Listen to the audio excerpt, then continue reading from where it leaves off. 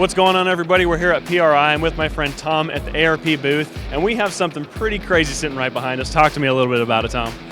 This is a V16 engine manufactured by our company 16 Power in Detroit, Michigan. And we built our own single casting for the 16-cylinder block. That's the starting point. We have a single crankshaft billet, single camshaft billet. Once you have those components, you can then put all sorts of LS heads, intakes, rotating assemblies, valve trains on that basic building block. So talk to me about the specs on this engine as far as displacement, the supercharger size, power output. All the gearheads really want to know that kind of stuff. This is based on LS architecture, so even though there's 16 cylinders, we're using the bore and stroke that you would see in an LS7. So 4 1/8 bore, 4-inch stroke. That adds up to 854 cubic inches, so we don't have to kill the engine to make big power. We got a lot of displacement. We've got really good LS cylinder heads with valve train that GM spent millions of dollars to develop, so why reinvent that wheel? When we made the block, we made it a little bit longer so that we could put 4 standard cylinder heads, 2 standard intake manifolds on the block. So that means any cylinder head I want to use, I want to step up to LS7, or I want to go aftermarket, or even direct injection cylinder heads, they bolt on. Intake manifolds, yes, you can use stock GM, or you can go to top of the line carbon fiber. So that's all good. Superchargers are really just an intake manifold swap if you think about it. What we're using are Magnuson 2650 superchargers with the Eaton rotor pack. This supercharger is so good, it almost makes me think, would I bother doing a turbo version of this engine? That's the basic stuff. What does that get us for horsepower?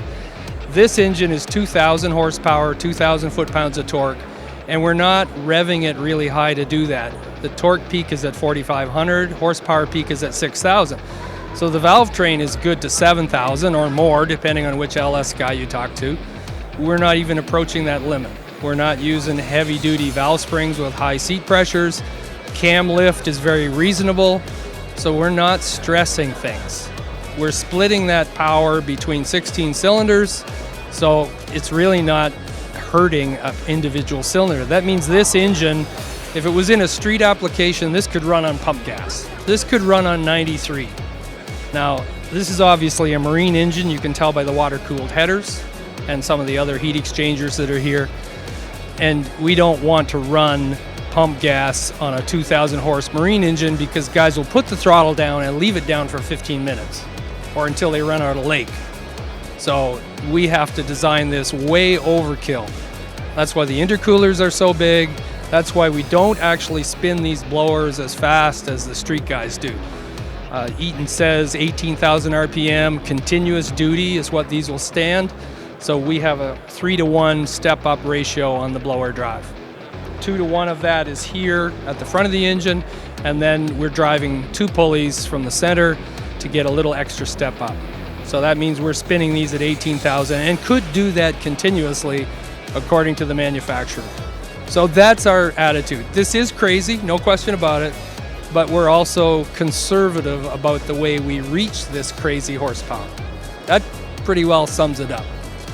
And when you're putting together something like this, it's absolutely stunning to look at. There's a lot of cool stuff. How important is it to have fasteners that you can rely on inside and outside of the engine? It's extremely important. The very first stop that we made when we designed this engine is I phoned the guys at ARP and said, I'm going to need a main stud kit that isn't on your shelf because this is a whole new engine going into production.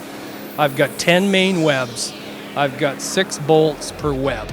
So there's 60 ARP bolts that hold a billet oil pan to this cast 16-cylinder block and capture a 16-cylinder billet crank. And that's the heart of the engine. So I know there's all kinds of beautiful ARP polished 12-point bling here, but the most important thing to us was a crank spinning happily in this block, and we went straight to ARP for that, and they gave us our own part number for that. Perfect. Tom, thank you so much for taking the time to give us the rundown on this engine. It's obviously really cool. If somebody wanted to find out more information on this setup, where can they go?